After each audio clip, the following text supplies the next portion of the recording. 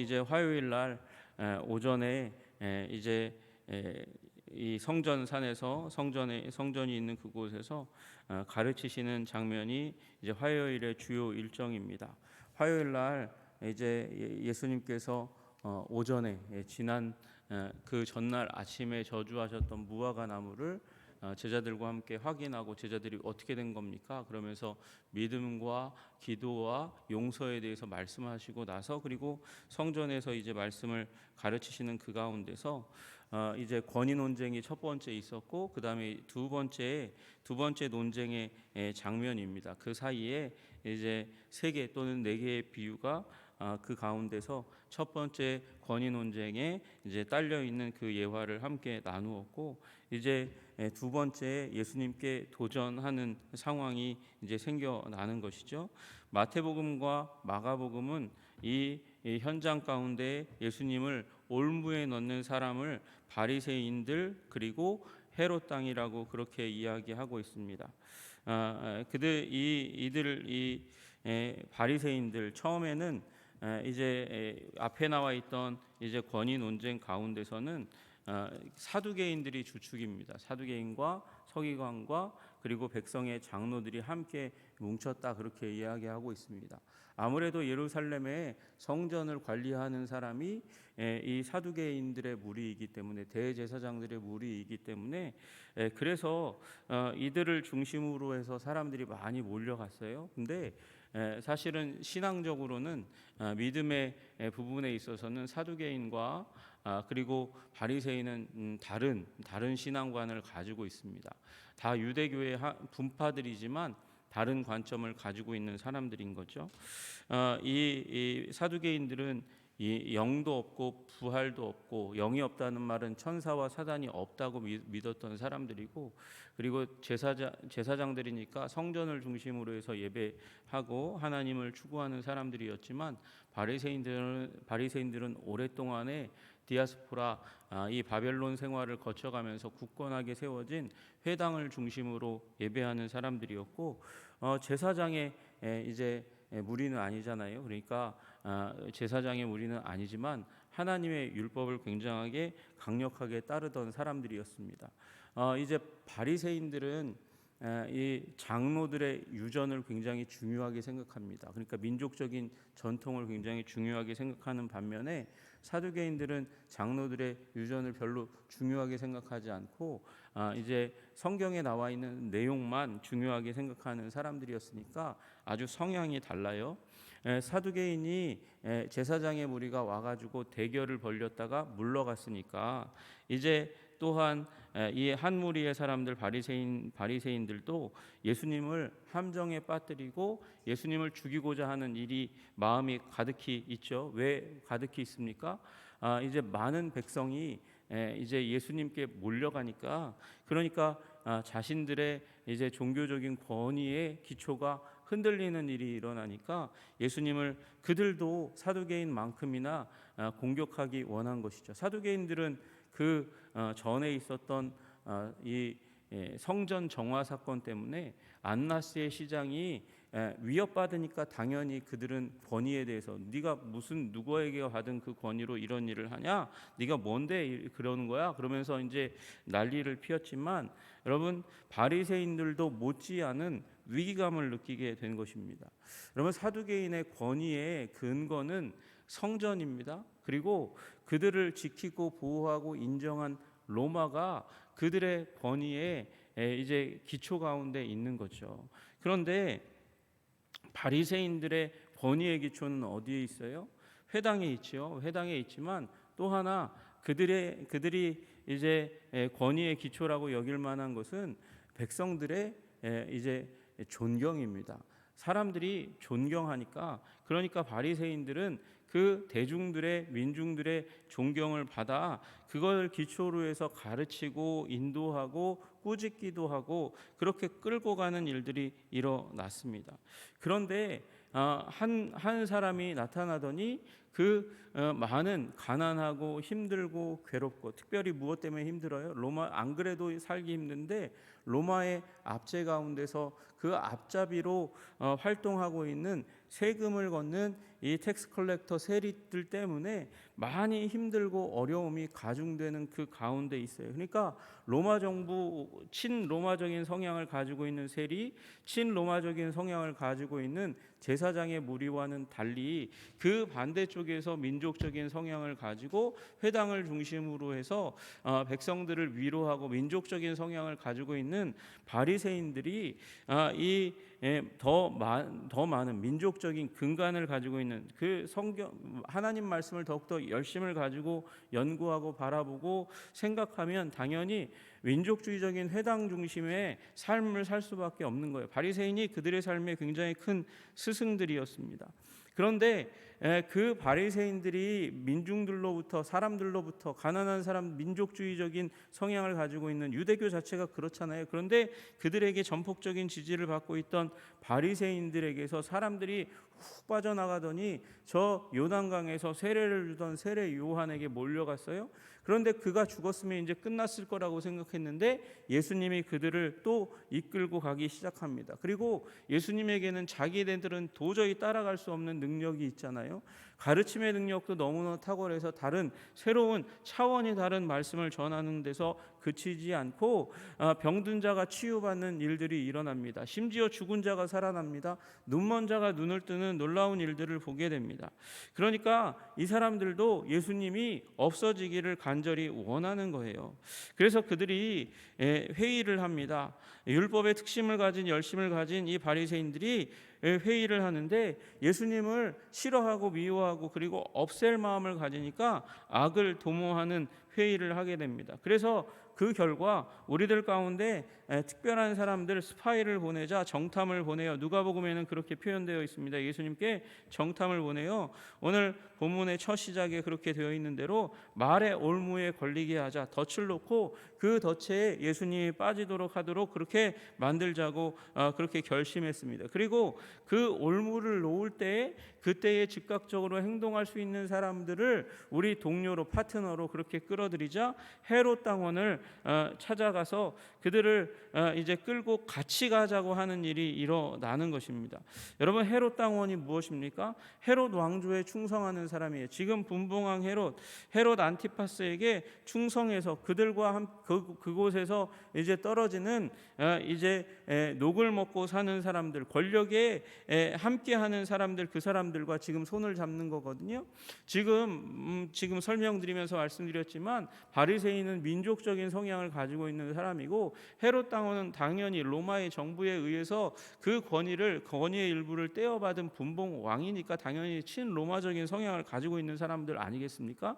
다시 얘기하면 이날 적대적인 자들이 적인 사람들이 다른 생각과 다른 의도와 다른 세계관을 가지고 있는 사람들이 동지가 되어서 손을 잡고 지금 예수님을 올무에 빠뜨리고 올무에 빠뜨리면 헤롯 당원 당신들은 예수의 말을 딱 잡고 체포해 가지고 끌고 가서 그를 해롭게 하라고 얘기하는 그 도모가 그들 가운데 서게 된 것이죠. 예수님을 현존하는 자신들의 권력 구조의 위험 요소로 생각하고 예수님을 제거하려고 하는 그런 계획을 세우고 갑니다. 그러고 가서 바리새인들이 이제 예수님을 만나서 먼저 예수님을 덫에 빠지게 하기 위해서 다 아시잖아요. 붕붕 띄웁니다. 현혹하는 것입니다. 선생님이요, 당신은 참되십니다. 바로 말씀을 가르치시며 바르게 말씀을 가르치시며 여러분 이 말을 할 때 바리새인의 마음 가운데서 굉장히 배알이 뒤틀리는 그런 마음을 혹시 읽으실 수 있는지 모르겠습니다. 바리새인들이 생각하기에 하나님의 말씀을 율법을 가장 잘 전하는 사람들이 자기 자신들이라고 여기고 있는 거죠. 회당을 중심으로 해서 그래서 말씀을 바로 잘 가르치는 사람들이 자기라고 여기고 있는데 사람들이 몰려가요. 예수님을 지금 해하려고 하는데 띄우려고 하니까 원래 자기들이 잘한다고 자부심을 갖고 있는 그걸 예수님께 갖다 바칩니다. 당신이 잘하는 거잖아요. 우리보다 더 잘하죠. 그 얘기를 할 때 얼마나 속이 뒤틀리겠습니까? 진리로서 하나님의 도를 가르칩니다. 바로 말씀을 가르치시며 진리로서 하나님의 도를 가르칩니다. 게다가 그들이 지금 원래 싫어하는 거, 더러운 자들과 그렇게 합류해서 함께 식사하고 그들과 어울리는 예수님을 부정하다고 생각하는 이 바리새인들이 거기다 예수님 띄우려고 뭐라고 얘기합니까? 아무도 꺼리는 일이 없으십니다. 아무도, 어떠한 사람도 당신은 꺼리지 않고 만나고 대화하고 그들과 함께 어울리시네요. 사람을 외모로 보지 않으시는 정말 좋은 분입니다. 여러분, 지금 이게 자기 자신들의 이 자존심을 꺾으면서 예수님을 지금 띄우고 함정에 지금 몰아가고 있는 거예요. 그 함정의 끝에, 그 올무의 끝에 딱 세우려고 예수님을 이제 감동받은 것처럼 자신들이 혐오하는 내용을 가지고 감동받은 것처럼 칭찬하면서 높여주면서 예수님을 몰고 갑니다. 그리고 나서 비수가 담겨 있는 덫이 도사리고 있는 질문을 하는 거죠. 가이사에게 세금을 바치는 것이 옳습니까? 옳지 않습니까? 우리가 바치리까 말리까? 그렇게 지금 반역을 조장하는 그런 말을 하는 것이죠. 여러분, 예수님은 그들이 악하다고 마태복음에 말씀하시고 마가복음에는 외식했다 그렇게 말씀하십니다. 누가복음에는 간계를 부리는 것을 알고 있다고 그렇게 말씀하십니다. 만약에 예수님께서 다 아시다시피 옳다, 로마의 세금을 내라 그렇게 말씀하시면 지금 막대한 세금을 거두는 세리와 그 배후에 도사리고 있는 로마 정부에 대한 적대감으로 충만한 이 대중들, 민중들, 항상 세금 납부의 고통으로 아파하는 그들에게 이제 옳다, 세금을 내라 그러면 서민들의 지지가 떠나갈 거예요. 그러면 이제 예수님의 지지 기반이 다 사라지게 되는 것이죠. 그들 하나가 지금 친로마적인 성향을 가지고 있는 예수님께 실망해서 등을 돌리고 이제 그들의 신앙의 근거지인 회당으로 우리들에게로 올 거다 그렇게 생각하는 것이죠. 대중의 마음을 저버리게 되면 우리한테는 훨씬 더 유리하지. 이것도 손해가 나지 않는 거야. 로마 통치를 뒤엎는 메시아에 대한 기대가 산산조각 나고 우리들은 힘을 얻을 거야. 바리새인들은 이것도 손해나는 장사가 아닙니다. 게다가 예수님이 만약에 옳지 않다, 바치지 말아라 그렇게 얘기하면 반로마적인 인사이고 헤롯과 그리고 로마 군대에 지금 악하게 행동하는 선동꾼이니까 체포하라, 그를 끌고 가라, 손잡고 간 이제 헤롯 당원들을 앞에다 세우면 되는 거죠. 그러면 헤롯 당원들이 나서서 나머지 문제들을 다 해결하는 일이 일어날 겁니다. 그러나 예수님은 다 아셨습니다. 그들의 악함도 아시고 외식함도 아시고 간계를 부리시는 것도 아셨습니다. 요한복음 2장 25절에서 말씀하시는 대로 그가 친히 사람의 속에 있는 것을 아셨습니다. 갈릴리 바다 속에 있는 물고기의 흐름을 어부인 사람들보다 더 잘 아셨던 것처럼 이 사람들의 속에 무엇이 있는지를 잘 아셨습니다. 온갖 쓰레기와 같은 감정들, 질투심과 자신의 권력을 보호하려고 하는 악한 마음이 있는 것을 아셨습니다. 그들에게 악하다고 외식하는 자들이라고 그래서 심지어는 말씀까지 하십니다. 여러분, 외식하는 자들을 예수님께서 표현하실 때 회칠한 무덤이라고 그렇게 말씀하셨던 것을 잘 기억하실 겁니다. 겉은 번드르르합니다. 멀끔합니다. 깨끗합니다. 그러나 무덤입니다. 그 안에는 온갖 썩어 문드러진 것, 부정한 것으로 가득합니다.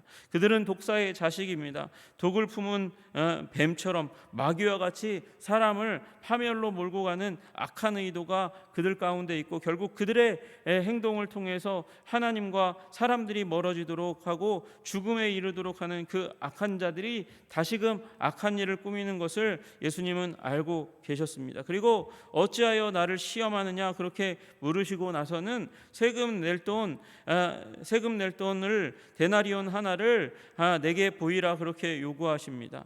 여러분, 한 데나리온은 은전으로 되어 있는 하루 노동자의 품삯입니다. 지금으로 따지면 한 10만 원 정도 되는 것이죠. 제가 사진을 하나 올려드렸는데 사진 하나를 보시면 저게 당시 예수님 당시에 그때에 쓰였을 이 데나리온입니다. 저기 디베리오라는 이제 황제가 자신의 형상을 저기다 집어 넣은 것이죠. 저게 예수님 이제 저 사람이 기원 후 14년부터 37년까지 로마의 황제로 재위했기 때문에 아마 저 사람의 형상이 새겨진 이 드라크마, 이 데나리온이 사용되었을 것입니다. 그러니까 예수님이 이걸 가져온 사람들의 동전을 받으시고는 그걸 이제 묻는 것이죠.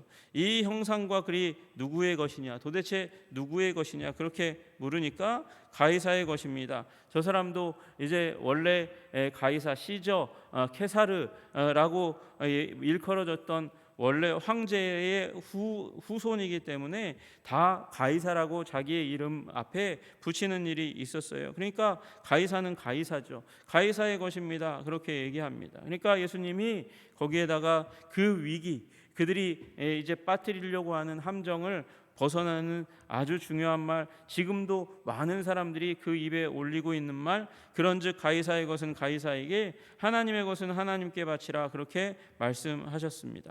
여러분, 이 동전에 나와 있었던 그 가이사의 형상은 다만 로마의 통치자, 지금 우리가 화폐에서 쓰고 있는 세종대왕과 같은 그런 여러 민족적인 인물을 나타내는 것처럼 로마에도 중요한, 가장 중요한 사람을 동전에 넣어서 그래서 기리게 만들었지만 그들은 거기에 또 하나의 의미를 집어넣었습니다. 로마의 황제는 또한 로마의 신들 중에 하나인 것이죠. 그래서 신을, 그가 동전에다가 자기의 형상을 집어넣은 것은 그 의미가 시장조차도 내가 다스린다, 내가 통치한다, 황제가 통치한다는 의미를 담고 있고 나는 신이다라는 그 자신만만함을 거기다 집어넣은 것입니다. 그런데 그걸 가지고 함정에 빠뜨리려고 했던 그들의 의도를 간파하셨던 예수님은 마치 솔로몬과 같은 지혜를 가지고 그리고 그들의 계략을 물리치시면서 가이사의 것은 가이사에게, 하나님의 것은 하나님께 바치라, 그렇게 이야기했더니 이 사람들이 듣고 놀랍게 여겨 더 이상 책잡을 수가 없어서 그래서 침묵하고 그리고 떠나갔다. 이 대결에도 여전히 실패하는 일이 일어나게 되었습니다. 여러분, 그런데 이 의미가 단순히 동전에 가이사가 있으니까 가이사의 것은 가이사에게 주어라, 그리고 하나님의 것은 하나님에게. 여러분, 하나님 동전이 있습니까? 세겔도 두로의 것에 불과하지. 여러분, 우리 하나님 동전이 이 시대에 어디 있어요? 지금 와가지고 미국의 달러에 In God we trust, 우리가 하나님 안에서 신뢰합니다, 그러면서 이 화폐를 통용합니다. 우리가 그 단어 하나님의 이름이 새겨져 있는 이 미국의 지폐가 지금에 와서야 있지만 그때는 없던 말이죠. 여러분, 그러면 여기에 하나님의 것은 하나님께 바치라, 동전으로 따지면 하나님께 바칠 동전은 없는 거예요. 여러분, 이 상황 가운데서 이 말을 듣고 그냥 물러간 바리새인도 이상한 사람들이고 이 헤롯 당원들도 이상한 사람들이죠. 그리고 여기에서 가이사의 형상이 새겨져 있는 건 가이사의 형상에게, 가이사에게 주는 것이 맞구나, 그렇게만 여기고 오늘 세속적인 권력도 인정하시는 것이지 그렇게 여기고 세금 잘 내야지, 그런 의미로만 끝나서는 안 되는 것이죠. 그 후반부가 더 중요한 것입니다. 하나님의 것은 하나님에게, 하나님의 형상이 새겨진 것은 하나님에게 드려야 한다. 여러분, 하나님의 형상이 새겨지는 것이 어디에 있습니까? 하나님의 형상에 새겨져 있다고 성경 가운데 말씀하시는 유일한 존재가 있다면 바로 여러분과 저 사람이라는 사실을 기억해야 하는 것이죠. 그러면 다시 말해서 지금 모든 사람은 모든 사람의 충심을 가지고 충심 때문에 충심을 증명하고 로마의 재정의 근간을 너희들이 감당하라고 하는 그 이유 때문에 사람들이 가이사의 형상이 새겨져 있는 동전을 로마에게 냈던 것처럼 우리는 하나님의 형상입니다. 하나님의 나라의 영광을 위해서 우리는 하나님의 형상이 새겨진 것을 하나님께 바쳐야 되는 거예요. 여러분, 그것은 우리의 돈이 아닙니다. 우리의 시간도 아닙니다. 우리 자체를 하나님께 드려야 되는 것이죠. 온 인류가 하나님의 형상이기 때문에 하나님께 우리의 존재를 바쳐야 하는 것이라고 말씀하고 계십니다. 여러분, 이 말씀은 우리의 모든 삶의 이 충성과 사랑과 그리고 마음과 생명과 뜻을 다 드리라고 말씀하시는 것이죠. 이 이후에 나오는 율법에 열심히 있는 사람이 율법 가운데 최고가 무엇입니까? 어떤 것이 최고의 계명입니까? 물을 때에 물었던 그 응답에 해당하는 것입니다. 여러분, 우리 예배 가운데서 중요한 시간이 있습니다. 헌신의 시간이 있습니다. 봉헌의 시간이 있습니다. 그러나 봉헌의 시간 가운데 물질만 드리는 것이 우리의 봉헌의 시간의 목적이 아닙니다. 하나님은 그 시간에 우리가 우리의 삶의 결단과 헌신과 우리 전 존재를 하나님께 드리기를 원하시는 것이죠. 여러분, 왜 그렇습니까? 우리가 하나님의 형상이기 때문에 그렇습니다. 문제는 우리 하나님의 형상이 무너지고 깨어지고 부서지고 상했습니다.